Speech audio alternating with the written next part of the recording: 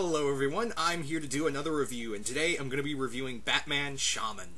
Now, Batman Shaman is the first 5 issues in Batman Legends of the Dark Knight, which was a book that pretty much chronicled Batman's early years. This is also the same place where Grant Morrison's Batman Gothic, probably one of my favorite Batman stories of all time, comes from. And this is pretty high up as well. Dennis O'Neil wrote this with artwork by Edward Hannigan and John Ciotti. I think that's how you say the last name. Anywho, this is pretty much Batman in his early years. Like, this is Batman first trying out.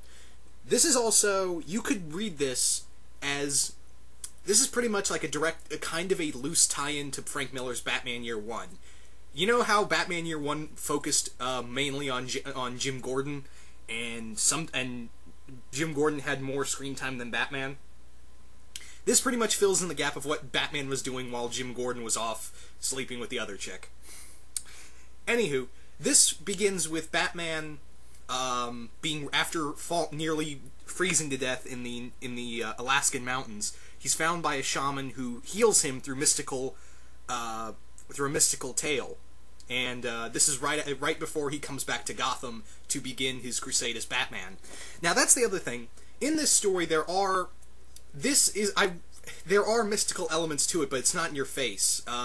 Batman has trouble believing that there are some parts of it where Batman can't believe that what's going on is something mystical, and there are like mystical things going on, but it leaves you open. Basically, is like, was that a mystical thing, or was it just science? Even the reader, even I didn't even know when I was, reading this. But this is pretty much a 5-part story, and it does have a lot of correlation to Batman Year One. The first issue takes place in the same place as Batman Year One. And it's pretty good. I mean, they actually reference Batman Year One when basically his first encounter with Selina Kyle, and among other things. And this is also he thinks back to the Batman Shaman, and then when the bat flies into his window, that's when he gets the idea of, I'll become a bat. So this pretty much ties in, and also we see Batman witnesses a woman kill herself, and he doesn't understand, and then that's pretty much the first issue. 6 months the rest of the story takes place 6 months later, where Batman is on the trail of these drug lords / Indian cult. Basically, there's this cult led by this man called the Kubla, that's a shaman, who's pretty much kind of tied in with this drug arena as well as these ritual killings. And it's a really good story. This is a really good crime detective story, and this is Batman in his early years. I mean, we see the Batcave in it. This is basically like a Dennis O'Neil's representation of how Bruce Wayne and Alfred found the Batcave, as well as what Bruce Wayne was using before he found the Batcave. He was basically using a room in the Wayne Manor with an open window and had all this lab equipment out, and even he was like, oh, this ain't working. So this kind of explains, in one writer's vision, of how he found the Batcave before, the reboots and all that. And I'm not talking just to the 52 reboots. Oh, boy. But, yeah, this is just a really great story.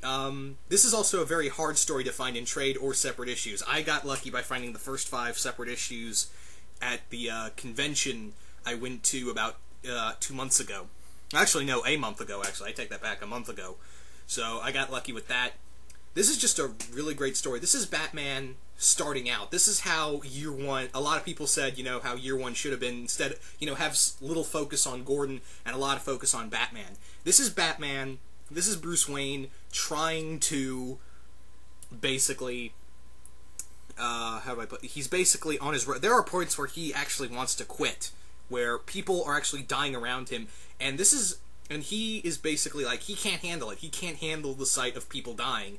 And he's also partially responsible for a murder that he thinks happened, and how this mystery solves itself is pretty awesome. I mean, there's this one scene where Batman faces the Kubla. I don't want to spoil it, but it is this really epic, just this really epic Batman moment where, actually no, I will spoil it. When Batman figures out who the Kubla is, he basically finds the where they're about to sacrifice someone, and Batman comes in and pretends to be a god. He basically is like, I am the true god, and Batman is basically poning this guy at every little trick the guy tries to do, and makes it look like he really is a god. I can't. That's the best way I could explain it. But that just goes to my epic Batman moments right there. So, all in all, this is just a really good story. I really want to pick up more Legends of the Dark Knight books, because I have Gothic, I have Shaman now. I want to find Prey, and I know Prey has recently been re-released in trade, and that's the next thing I want to get, because that involves one of my favorite Batman villains, Hugo Strange. So, of course, I'm going to try to look for it. And again, yes, I also have Batman Venom.